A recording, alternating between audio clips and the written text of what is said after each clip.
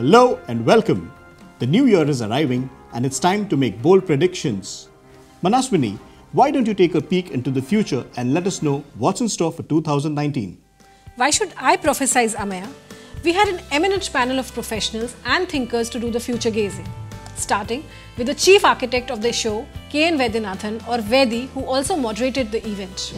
Crystal ball gazing is an event where we try to get that external expert perspective, or what we call the outside-in perspective, and then have a panel discussion amongst the risk professionals to make sense out of it. Crystal ball gazing, the flagship event co-hosted by Mahindra and RM Next, is now in its third year. Yes, and it's a must-attend event for the risk management community.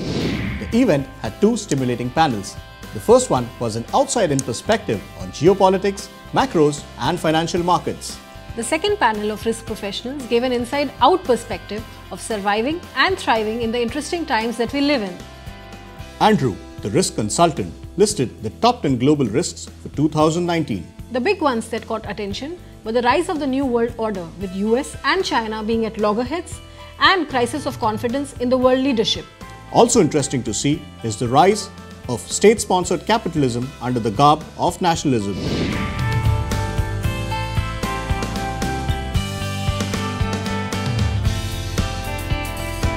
Manaswini, remember the endless debate on who will win the race to 100? Oil, dollar or petrol? Who won? Yes, the cycles have turned, and how? Amit took us into the interesting world of oil politics and made sense of the chaos. I loved his bold prediction of oil being in the $60 to $70 range for 2019.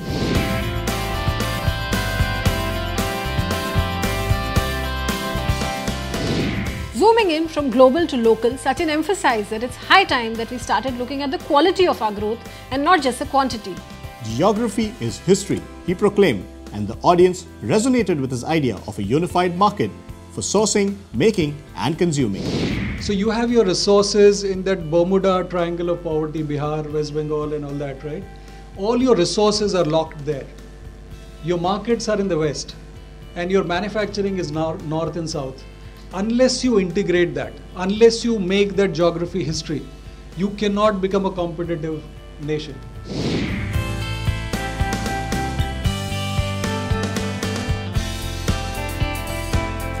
Market wizard Navneet Munod boldly declared, politics does not matter to the markets. Elections are a non-event in the long term. Despite the gloomy outlook, India still has a lot to offer. Our demography, our demand and our digitization. In the last 25 years, nominal GDP has grown at 13%, corporate profits have grown at 15%, market capitalization has grown at 16%. That's India for you. Navneet also cautioned on three key risks which are often ignored by markets: climate change, income inequalities and lack of innovation. Mr. Parthasarthi or Partha shared his playbook about being a multi-domestic company in a world of global MNCs. He also made a very good point about innovation arbitrage being a key differentiator in present times. I was impressed by his principle of looking at compliance cost as a governance premium. Profound advice from a group that has successfully navigated risk for the last 7 decades. The second challenge which will come is, given nationalism, is it you'd work on a strategy of global or multi-domestic? And I think it is important for us to think from a multi-domestic point of view, that whichever market we go, the world is a vice, so innovative company is going to suck, and the only two real headwinds will come from climate change and experiential commerce. Govindan built on Partha's premise of integrating in local markets using global scale and skills. He also had an interesting piece of advice for the corporates. Globalization is not about avoiding taxes. I think most of the companies have done this. Bloody well pay taxes.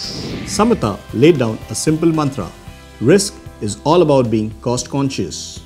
Yes, all that matters is who is going to be the last woman standing in case of a downturn.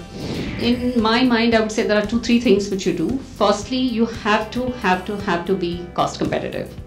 Your entire philosophy has to be that in a downturn, you are the last man standing, and in an upturn, you obviously correspondingly rake it in. The icing on the cake.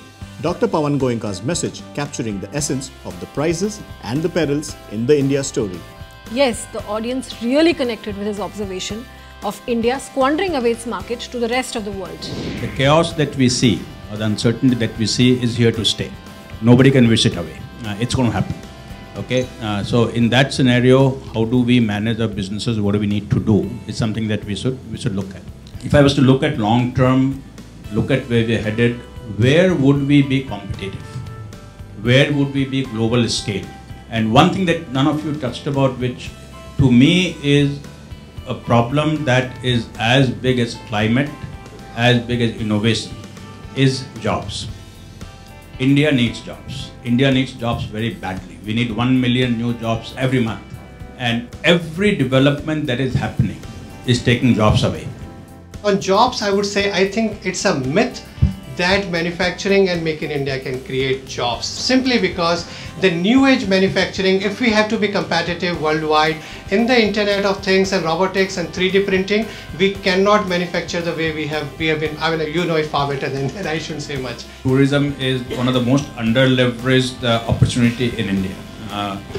But how will it happen? Maybe I think all of you need to spend more time on Mahindra holidays and think, can you make it 100x? I'm serious, I'm not joking. A woman who was not educated pulled out a smartphone and said, I use Google Pay. There's a great deal of entrepreneurial potential. And I think we should stop looking at only jobs. We should think of creating a job as equivalent to creating an enterprise. I personally believe and always believe that India's potential is a lot more than what we are realizing. Absolutely. And if we can all somehow work together with a goal to fully leverage India's potential, I think we can do a lot more than 7.5–8%. And finally, we had a snap poll to gauge the audience sentiment about 2019. A heartwarming 90% were positive and optimistic. As the story goes, all is well that ends well. On that note, thank you for joining us.